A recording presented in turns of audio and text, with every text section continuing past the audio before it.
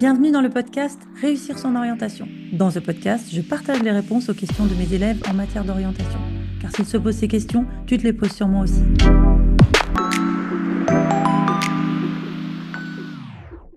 La classe prépa, c'est une spécialité française. Il n'y a aucun équivalent dans aucun autre pays. D'ailleurs, parfois, nos collègues à l'étranger ont un peu du mal à comprendre ce que c'est.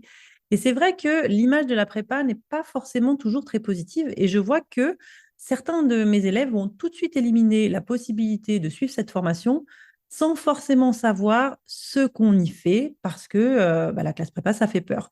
Et je comprends complètement parce que moi aussi, j'avais un peu eu cette réflexion après le lycée. Je le travaillais déjà beaucoup en terminale et je me suis dit que je n'aurais pas forcément le niveau et je n'avais pas forcément envie de travailler beaucoup plus.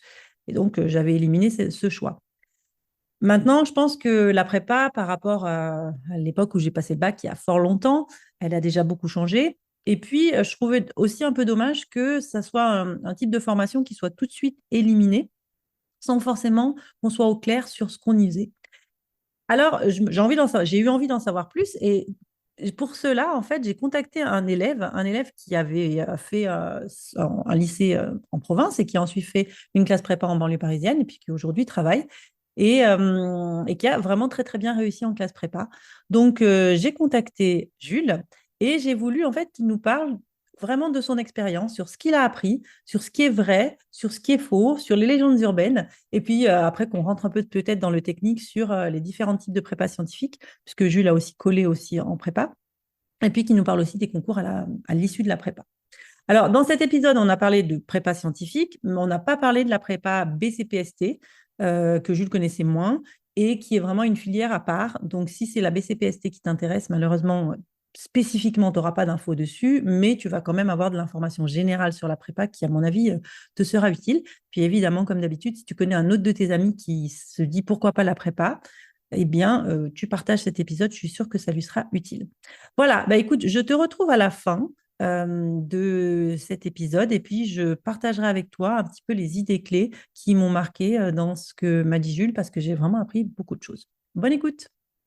Bonjour Jules, merci d'avoir répondu à mon invitation. J'ai pas mal de questions sur les prépas et je pense que tu vas nous apporter plein d'éléments sur cette question. Et tout d'abord, est-ce que tu peux me dire comment tu vas aujourd'hui?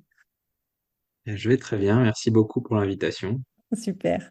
Alors Jules, moi je t'ai invité parce que toi tu es passé par la prépa, puis après tu as fait une école. Est-ce que tu peux nous dire un petit peu qui tu es et nous parler de ton parcours depuis le lycée? Donc, au lycée, moi, j'étais encore sur le format de l'ancien bac, donc où on choisissait pas deux matières, mais où on choisissait juste une spécialité en terminale. Donc, j'avais pris spécialité maths je faisais un bac S, option sciences de l'ingénieur. Donc, j'avais déjà arrêté la SVT au lycée. Mhm. Euh, et ensuite, je me suis orienté vers une prépa PT, donc plutôt technique, plutôt proche des sciences de l'ingénieur, dans la continuité du choix que j'avais fait au lycée. Et enfin, après la prépa, j'ai intégré l'école polytechnique, donc une école d'ingénieur généraliste. Ok. Est-ce qu'au lycée, tu étais un super tu étais déjà à fond, tu étais super sérieux? Est-ce que tu es parti en prépa avec quel état d'esprit justement? Alors, au lycée, c'est-à-dire que je travaillais principalement, enfin, j'étais très sérieux en cours, mais en dehors des cours, je travaillais pas énormément. Et c'est surtout, j'étais pas très organisé, voire pas du tout. D'accord. Et donc, c'était aussi sur le conseil de mes professeurs de l'époque que j'ai choisi la prépa, il fallait sûrement que je garde un certain cadre pour réussir et pas être laissé dans la nature à la fac. Et donc, le fait j'ai suivi ce conseil pour être encadré, pour avoir des notes régulières et donc savoir quand je ne savais pas et quand je savais, et donc pour pouvoir réussir quelque chose, avoir quelque chose qui me corresponde mieux pour un élève un peu plus, moins organisé, moins scolaire. Ok, donc c'est intéressant ce que tu dis parce que en fait ce que tu dis c'est que même si tu es un peu pas encore très organisé et peut-être pas encore très au point dans tes méthodes de travail, on peut quand même aller en prépa et on va apprendre ça en prépa finalement, c'est un peu ce que tu dis. Oui, oui, parce que finalement en prépa, on est un peu face au mur au début, et donc il y a toujours des personnes qui y vont et qui sont très organisées et qui sont un peu dans le bain dès le début. Et donc, Ouais. facilement, on prend modèle, on regarde ce qui marche pas, on teste un peu au début. Donc, ça permet de. Enfin, moi, ça m'a fait beaucoup progresser sur m'organiser, prendre mes cours, bien organiser, savoir quel type de notes j'avais besoin, comment définir une stratégie pour apprendre les notions plus facilement. Il y en a qui, justement, choisissent de réviser beaucoup le cours, d'autres qui font plus des exercices. Tout ça, je l'ai appris en prépa au fur et à mesure. C'était un peu on teste, on regarde. Comme on a des notes assez régulièrement, on peut regarder, on peut vite avoir un peu un ressenti sur une note, de voir si ça s'est bien passé ou moins bien passé, et donc comprendre si ce qu'on a essayé comme méthode était mieux ou moins bien. Et ça permet de progresser comme ça tout au long des 2 ans. Et les profs, ils sont là pour t'aider? Ou alors c'est vraiment ça tout seul avec tes amis? Euh, les profs, enfin, surtout en première année, ils savent que bah, déjà, le niveau par exemple en mathématiques, la rigueur du raisonnement, enfin, notamment la rédaction, l'exigence est bien plus élevée qu'au lycée, et donc ils savent qu'il faut nous accompagner pour passer la marche. Et donc, je dirais surtout les profs de première année, ils sont très, très soucieux on trouve les bonnes méthodes pour que ce soit en rédaction, que ce soit en travail, que ce soit bah, tout ce qui va nous permettre de, à la fin, maîtriser les notions. Et donc, pour ça, en prépa, il y a des cols, donc des examens oraux d'une heure, où on est 3 élèves pour un professeur, et où finalement on fait un exercice et on répond à des questions de cours. Et lors de ces calls, enfin, si on a nos professeurs, puisque donc les examinateurs tournent, et de temps en temps on tombe sur nos professeurs, et quand on a nos professeurs, ils sont particulièrement attentifs à ça, donc à vérifier que on apprend bien le cours, qu'on fait bien qu'on apprend, enfin qu'on travaille correctement, qu'on lâche pas et Ouais. on reste dans le coup. Et puis Oui. même pendant les cours en classe entière, en première année, il y a quand même pas mal d'évaluations de cours ou de façon, enfin pas forcément que du cours, mais aussi de la méthode, que ce soit en D'accord. TP par exemple, des vérifications enfin les profs vérifient qu'on on applique bien la méthode que eux essayent de nous enseigner. Et donc ça fait entre guillemets la passerelle entre le lycée et la deuxième année où là on est beaucoup plus libre parce que les profs considèrent qu'on a les méthodes et que c'est à nous de choisir comment on veut travailler.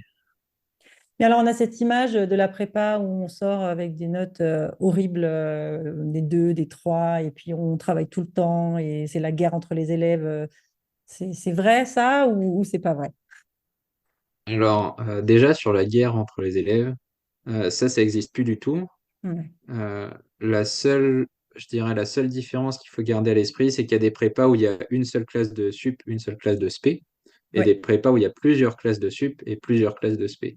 Ouais. Et donc, quand il y a une prépa où il n'y a qu'une classe de sup et une classe de spé, on garde les mêmes camarades sur les 2 ans.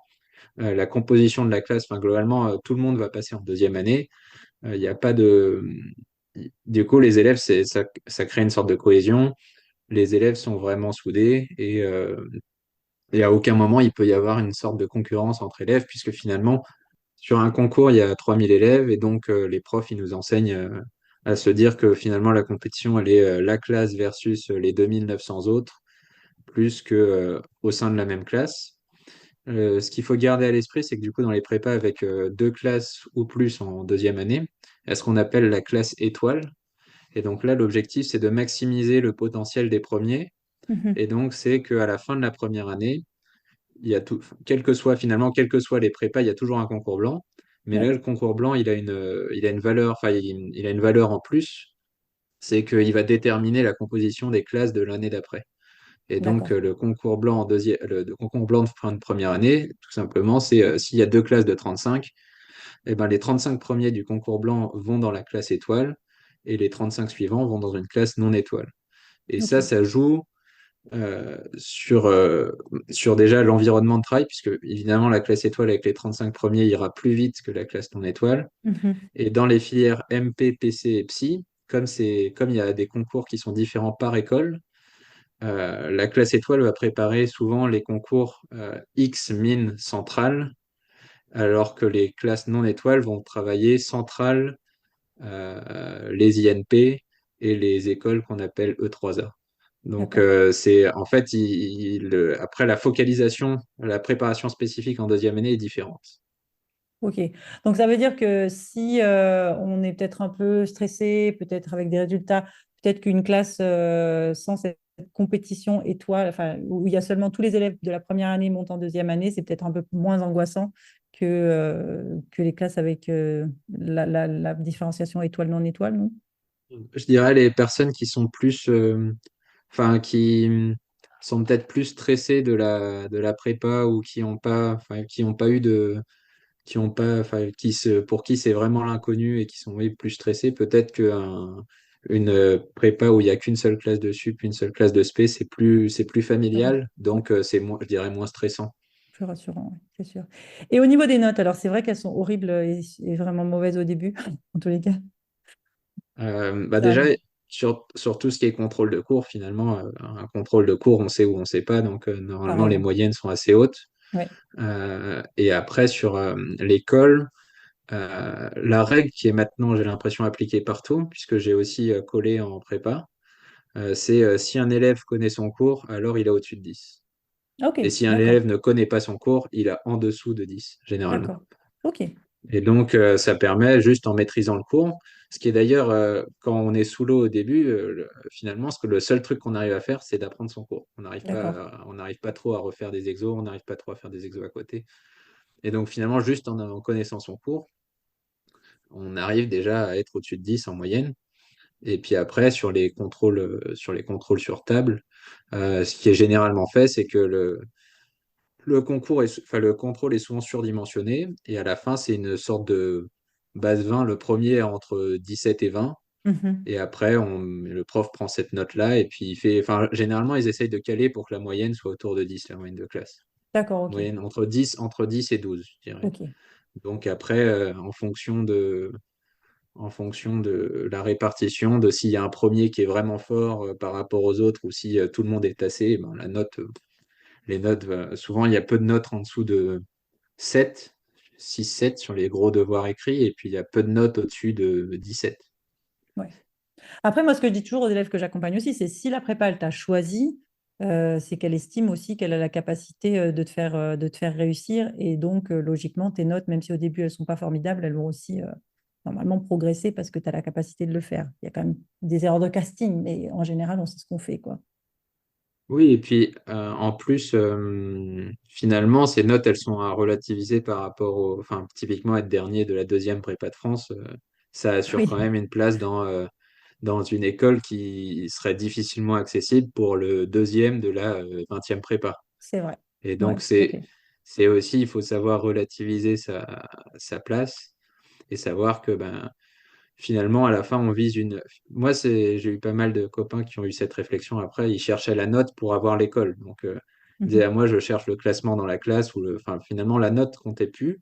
C'était de savoir si, avec leur classement, enfin, si les profs sentaient qu'ils allaient être capables d'avoir l'école qu'ils voulaient. Ouais. Et ça, le basculement, il s'opère un peu en deuxième année où Deuxième on année, passe plus vraiment tard. en mode concours et dans l'optique d'atteindre une école et plus de courir Oui. après les notes. Ouais. Et au niveau de la charge de travail?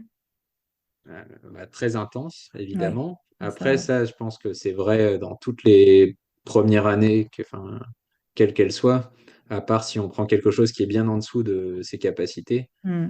Dès qu'on choisit quelque chose qui vient challenger un peu ses capacités, eh bien évidemment, on travaille beaucoup.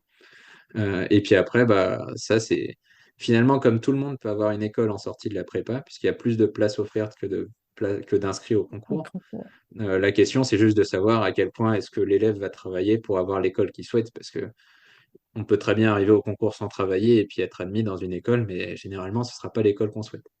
Ouais, c'est ça. Et c'est vrai que moi, j'avais visité une prépa où ils nous disaient que la prépa, maintenant, c'était des classes de triage et pas des classes de sélection. Parce qu'à partir du moment où tu étais sélectionné en prépa, tu étais sûr d'avoir une école. Après, comme tu dis, en fonction de tes résultats au concours, tu auras une école plutôt qu'une autre. Mais au moins, la sécurité pour les parents et puis pour les jeunes aussi, c'est de savoir qu'ils auront une école. Et oui, alors 100% oui, en première année, quelles que soient les études qu'on choisit, à moins d'avoir sous-estimé son potentiel. En première année, on travaille beaucoup. C'est dur la première année. Donc, ouais, super. Jules, j'aimerais qu'on rentre un peu dans le technique maintenant des prépas scientifiques. Est-ce que tu peux nous présenter rapidement le panorama un peu de ce qui existe au niveau des prépas scientifiques et puis comment on choisit justement la prépa qui convient? Alors, bah déjà, comme on va commencer par comment on choisit, Ouais, bien, comme on va passer beaucoup de temps en cours et beaucoup de temps à travailler, il faut savoir, enfin, il faut finalement travailler ce qu'on aime. Donc, ouais, parce que travailler ce qu'on aime. sinon, ça Mm. va être long. Mais bon, même si moi, j'étais pas un grand fanat des maths et que des maths, il y en a dans toutes les prépas, in fine, il faut savoir que, en gros, entre guillemets, la majeure de chaque filière a une sorte de majeure historique et que donc, il vaut mieux être à l'aise, enfin, à l'aise ou à minima aimer travailler la majeure dans laquelle on s'oriente. Parce que sinon, ça veut dire qu'on va pas avoir une dizaine d'heures de cours plus d'école, DDS et DTD, donc ça représente je sais pas, une quinzaine, 15 à 20 heures de travail par semaine. Et tout ça, c'est 15 à 20 heures de travail par semaine sur une matière qu'on n'aime pas, ça, c'est Ouais, long. c'est long. Et donc, le conseil, c'est de choisir la filière en fonction de soit ses forces, soit ce qu'on aime faire. Ouais, souvent, c'est les deux. C'est corrélé Oui, quand même. souvent, c'est les deux, mais des fois, quand on a une petite hésitation entre physique et, et maths, par exemple. Et après, sur les différentes prépas, donc il y a, on va dire, quatre grandes prépas, et après, chacune ont des petites variantes, puisque des fois, il y en a une petite option qu'on peut prendre ou pas à l'intérieur. Donc, il y a la prépa MP, enfin MPSI, puisqu'en toutes les prépas, on rajoute SI en première année et on supprime le SI en deuxième année. D'accord. Donc, MPSI, c'est pour maths, physique, sciences de l'ingénieur, et Mhm. la MPSI devient MP pour maths, physique en deuxième année. Et donc, MPSI, euh, c'est une classe qui va s'adresser principalement aux gens qui aiment beaucoup l'aspect maths, parce que c'est quelque chose, enfin, les maths qu'on va étudier en MPSI sont totalement différents des maths qu'on va étudier dans les autres filières, parce qu'ils sont beaucoup plus abstraits, enfin, c'est beaucoup plus poussé, donc c'est beaucoup plus abstrait. Et donc, c'est pour les personnes qui aiment bah, les choses, enfin, la réflexion mathématique, l'abstraction, ce genre de choses. Ensuite, il y a la prépa PC, physique-chimie. Et donc là, c'est la seule prépa, enfin, c'est la seule filière où il y a où il y a un professeur dédié de chimie qui donne des cours et où la chimie est totalement séparée de la physique. Et donc, ça donne un poids supplémentaire à la physique et un énorme poids à la chimie Ok. par rapport aux autres filières. Et donc, typiquement, si on sait que la chimie, c'est pas notre truc, il faut éviter à tout prix cette filière, puisque c'est là où on a, je crois que c'est 5 heures par semaine de chimie. Il y a des D'accord. TP qui sont plus marqués, alors que dans les autres prépas, la chimie, c'est deux trois chapitres qui sont mélangés au programme de physique. Donc, c'est vraiment plus léger. Et c'est pas une épreuve à part entière au concours, alors qu'en PC, c'est une épreuve à part entière. Euh, Ensuite, il y a la PT, donc c'est la filière que j'ai faite. Le nom, c'est pour physique technologie. Mhm. Donc là, enfin, là, l'idée, c'est d'avoir des sciences de l'ingénieur beaucoup plus poussées. Donc typiquement, on va aller faire du dessin technique. D'accord. Donc c'est du dessin sur un papier A3 où on va apprendre à dessiner. Bon, ça a beaucoup perdu parce que c'est historique, on va dire. C'est quelque chose qui était fait beaucoup dans les années 50, 60, jusqu'aux années 2000. Et depuis les années 2000, maintenant, c'est passé sur. Avant, c'était sur un calque. Maintenant, on est passé sur du papier blanc. Avant, c'était sur des grandes planches avec des feuilles énormes. Maintenant, c'est des feuilles A3. D'accord. Ok. Maintenant, avant, on devait dessiner en entier. Maintenant, on doit dessiner qu'un petit bout. On nous met un rectangle blanc sur une image et puis on nous dit de faire une liaison. Donc, Ok. c'est plus léger, mais c'est plus pour les gens qui aiment, c'est plus réfléchir au système, c'est réfléchir à, mécaniquement comment ça fonctionne. Mhm. Les sciences de l'ingénieur, c'est un peu ce genre de choses. C'est un peu de la physique appliquée au solide, je Ouais. dirais. Ouais, c'est ça. Et donc là, bah, pour le coup, si on compare les filières, euh, en MP, la physique de MP, c'est la même que la physique de PT, la physique de PC étant plus importante. Les maths de PC sont les mêmes que les maths de PT, Mhm. mais les maths de MP sont plus importants. Et après, bah, la SI de PT n'a pas d'équivalent. Et puis la Ouais. SI de MP et de PC, elle peut s'arrêter, puisque après, il y a des. Là, c'est plus, on se pose la question une fois qu'on est en prépa, mais c'est au bout de 6 mois en MP, en MPSI, on peut choisir si on choisit de l'informatique ou des sciences de l'ingénieur en Ah, petite d'accord. option. Ok. Et donc, voilà. Et au sujet de l'informatique, si on souhaite l'informatique en prépa, il n'est pas abordé sous la forme de programmation, enfin légèrement, mais principalement sous la forme d'algorithmie. Et donc, il faut garder ça à l'esprit que si on voit des options informatiques ou ce genre de choses, ça va pas être des TP où on fait de la programmation sur Python. Ça va principalement être, on va programmer un peu sur Python, mais à la fin, on écrit notre code sur du papier blanc. Donc, Ok, oui, il n'y a pas c'est plus la réflexion qu'il y a d'inflexion. derrière parce que on n'a pas besoin d'apprendre vraiment le langage de programmation. Et donc, en deuxième année, on abandonne la SI, c'est ça? Dans toutes les, sauf en PT, forcément. Alors, en deuxième année, alors, si je dis pas de bêtises, en MP, du coup, qu'on peut choisir entre MP option sciences de l'ingénieur ou MP option informatique. Ok. MP option sciences de l'ingénieur, ça laisse 2 heures par semaine, je crois, de sciences de l'ingénieur, mais donc c'est très petit. Mhm. Et en physique, je suis pas sûr, je sais pas si en PCSI il y a de la science de l'ingénieur ou pas, mais de toute façon, les sciences de l'ingénieur qu'il y a dans les autres filières, finalement, c'est la seule, c'est uniquement la partie calculatoire. Donc, en fait, ça va être des résoudre des équations de mécanique. Il va Ok. pas y avoir ce côté dessin, procédé D'accord. industriel, Ça, tu l'as qu'en PT, en réfléchir à fait. la conception, etc. Ça, c'est D'accord. uniquement PT. Ok. Et donc, à la fin, alors, on ne parlera pas de BCPST, qui est quand même beaucoup plus axé sur la biologie, et donc, Où voilà, j'ai c'est pas aucune forcément. Et connaissance tu n'as en la aucune matière. connaissance, tout à fait, mais qui est quand même très, très spécifique. À la fin de ces quatre prépas, donc l'objectif, évidemment, c'est les concours. Est-ce que tu peux, sans rentrer dans trop, trop de détails, nous donner un petit peu des idées sur les concours qu'on prépare à la fin de la prépa? Puisque, évidemment, la prépa, ce n'est pas une fin en soi. Alors, les concours qu'on prépare, alors je vais reprendre la liste, mais en fait, c'est que chaque école va se mettre dans un groupement d'écoles, et ce groupement d'écoles va organiser un concours qui est généralement sur 3-4 jours.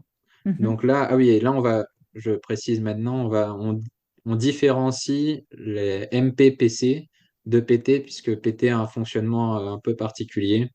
Et donc, ça, ce que je vais dire, c'est valable pour MP-PC et Psy, parce que Psy, c'est un mix entre PC, MP et PT, et c'est accessible en deuxième année. Donc ça, généralement, c'est une fois qu'on a choisi MP ou PC, au début, on pense pas à y aller, et puis c'est si on voit qu'on aime la SI, donc c'est vraiment quelque chose à ne pas prendre en compte au moment où on choisit la prépa. D'accord. Et donc, il y a les concours qui sont donc dans l'ordre, ils s'enchaînent. Dans l'ordre, on a d'abord les concours de l'école polytechnique avec les écoles nationales supérieures et l'ESPCI, donc l'école supérieure de physique et de chimie industrielle. Mhm.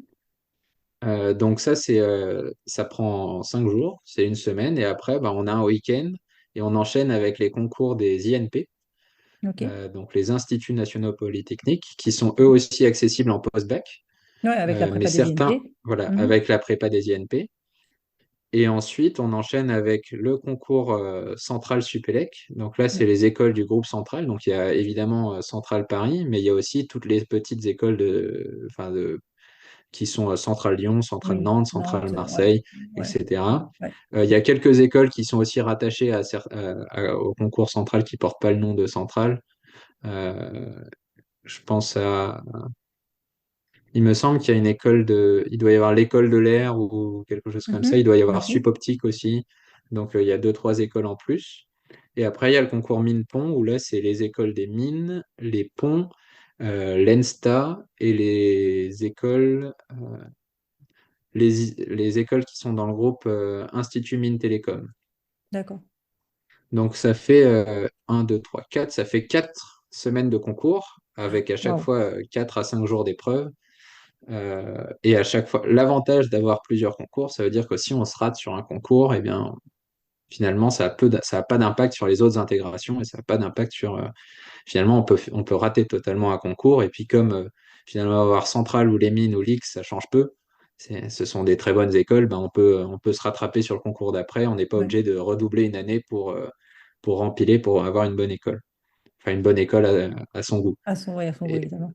Et typiquement, par exemple, les INP, on peut, il y en a qui le font en se disant, Ah bah moi je vise que ça, donc je vais pas faire le concours d'avant, je vais faire ça en premier parce que comme ça je serai tout frais pour le concours et donc je vais louper le concours, je vais pas faire le concours de l'X, je vais faire que le concours des INP et je vais choisir aussi le concours de centrale parce que le concours de centrale comme ça si jamais je rate sur un, j'aurai l'autre. Et puis il y en a qui choisissent de sauter un concours pour se reposer, il y en a qui choisissent, enfin Oui, on n'est pas après obligé, en ça fait, on choisit. voilà, Ça, chacun les fait comme profs il veut. voilà, les profs sont de bons conseils. L'idéal, c'est quand même de toujours s'inscrire à des écoles bien en dessous, parce que même si on ne veut pas les intégrer, mais ça, les profs sont toujours de bons conseils, même si on ne veut pas les intégrer, on a des oraux, et ça veut dire que si on a totalement raté ces concours, eh bien, comme on avait pris une école qui était bien en dessous de son niveau, eh bien, on sera quand même admissible, et donc on aura des oraux, et on pourra se préparer pour, enfin, vivre les oraux une fois, et donc si on redouble, eh bien, si on choisit de redoubler à la fin, ça veut dire qu'on aura vécu des oraux et donc on aura un avantage l'année d'après par rapport à ceux qui se présentent pour la première fois. Et donc, bon, alors les épreuves écrites, je comprends, c'est doit être des maths, de la physique, etc. Et à l'oral, ça se passe comment? C'est aussi des problèmes à résoudre ou alors c'est plus des oraux de motivation comme en école de commerce? Ça se passe comment Euh, l'oral? c'est, c'est que des problèmes à résoudre. En fait, c'est exactement la même chose que l'école. Donc D'accord, l'école, les examinations orales au cours de l'année dont je parlais. À part le fait qu'il y a des TP en plus. Mais sur la d'accord. partie, il y a une partie TP, une partie cours, enfin cours exercice. Et sur la partie cours exercice, on a bah, généralement une question de cours, un exercice, et donc là, on doit argumenter avec l'examinateur. Des fois, on a.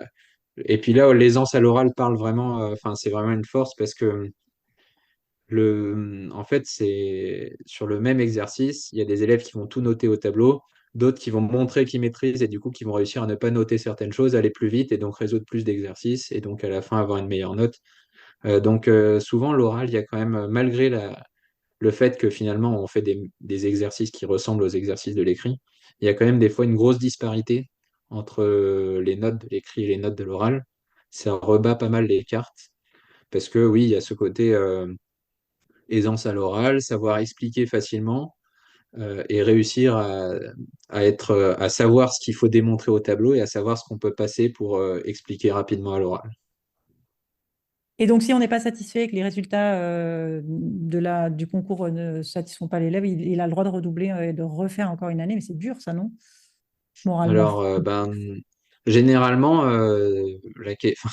c'est quelque chose où on dit il faut jamais y penser avant. D'accord. Ouais. Donc, on y pense une fois qu'on a les affectations.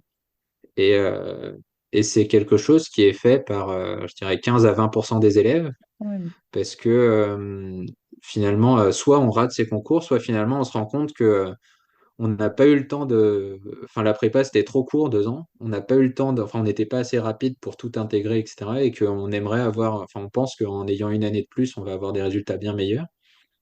Et donc, souvent, c'est des élèves qui ont des écoles qui sont bah, quand même toujours bonnes, mais qui sont passés à pas grand-chose de l'école de leur rêve D'accord. ou de l'école qu'ils voulaient absolument. Et donc, ils disent, bon, bah, je rempile et comme ça, j'espère l'avoir. Et souvent, Ok. ça passe.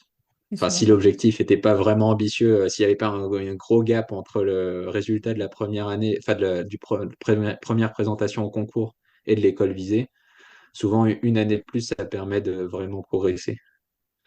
Et autre chose aussi, pour quelqu'un qui a envie de tenter la prépa et qui se dit, je suis pas sûr de moi, si au bout d'une année, on n'en peut plus, il y a des équivalences, hein, c'est ça? On a des crédits au CPS et Euh, on peut repartir à la oui. fac. Donc ça, Alors, c'est ce que aussi possible, maintenant quoi. toutes les prépas forcent à faire, c'est que quand on arrive, on doit s'inscrire à la fac. Mhm. Et donc, même si on n'est pas présent, on ne va pas en cours à la fac, comme on est inscrit. Donc, souvent, c'est la fac de secteur de la prépa dans laquelle on Ouais, va. Donc, typiquement, moi, j'ai été en banlieue parisienne et donc, c'était la fac de Saint-Quentin en Yvelines. ok.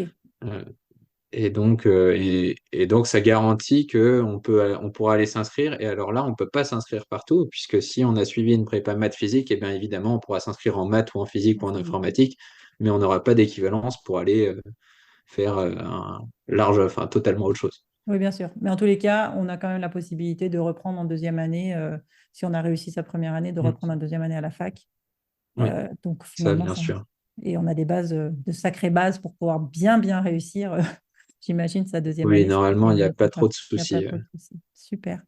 Ok, Jules. Ben, écoute, je crois qu'on a fait un peu le tour parce que je crois que voilà, est-ce que tu aurais peut-être un conseil pour quelqu'un qui veut partir en prépa puis qui hésite entre prépa intégrée, comment on choisit, comment on sait, juste pour conclure là, qu'est-ce que tu dirais pour faire ce choix? Moi, je dirais que la prépa, ça, même si on sort un peu plus que de sa zone de confort qu'une prépa intégrée, il y a quand même une réelle plus-value par rapport à la prépa intégrée.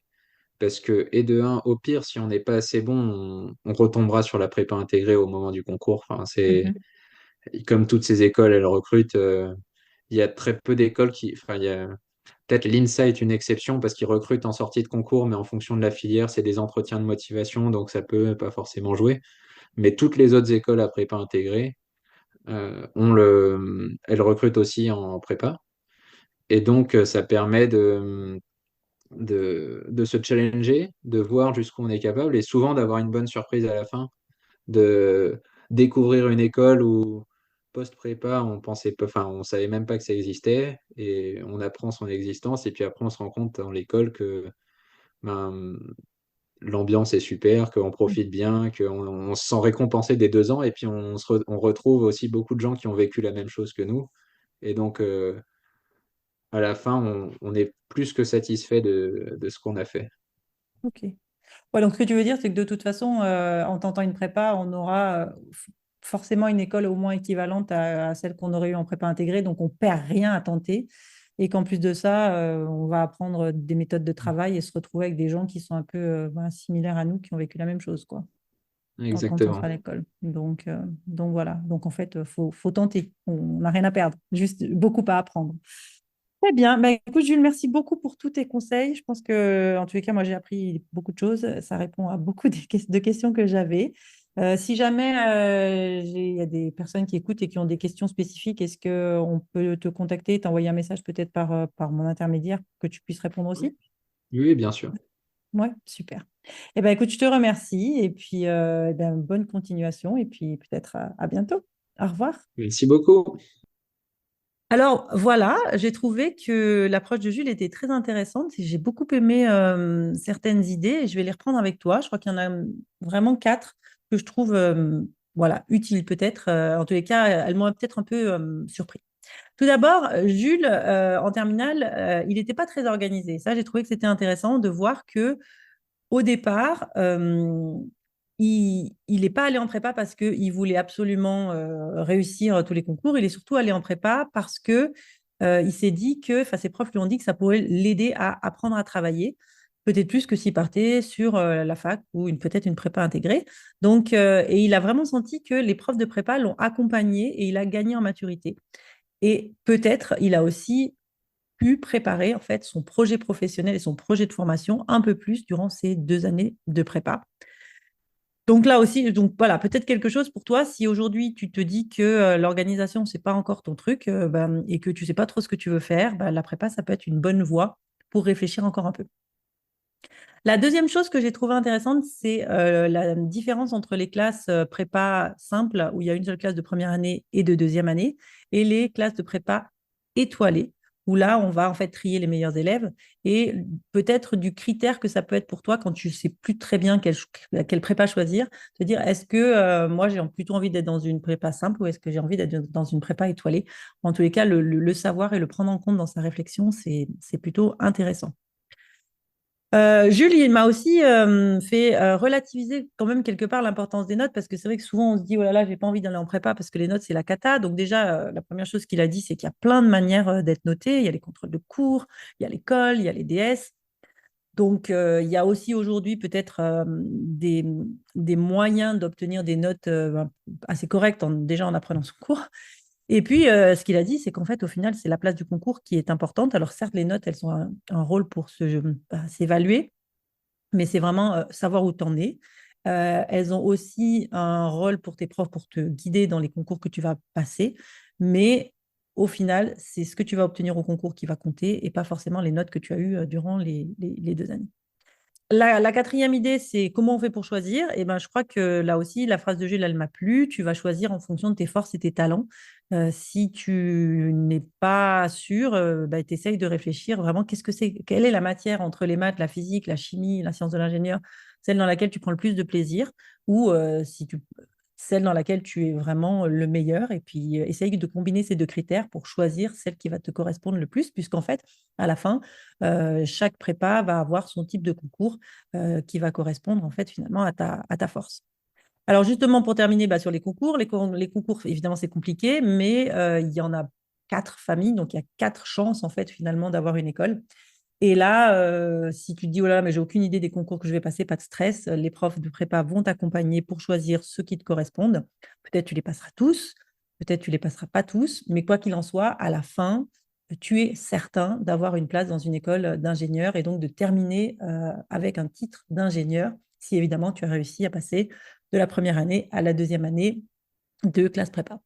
Voilà, alors écoute, j'espère que cet épisode t'aura aidé autant que moi. En tous les cas, moi, j'y vois beaucoup plus clair. Je pense que c'est un épisode que je donnerai à écouter à des élèves qui veulent faire des sciences et qui hésitent. Donc, voilà, peut-être que la prépa, il ne faut pas l'enlever tout de suite de tes choix. En tous les cas, il faut y réfléchir.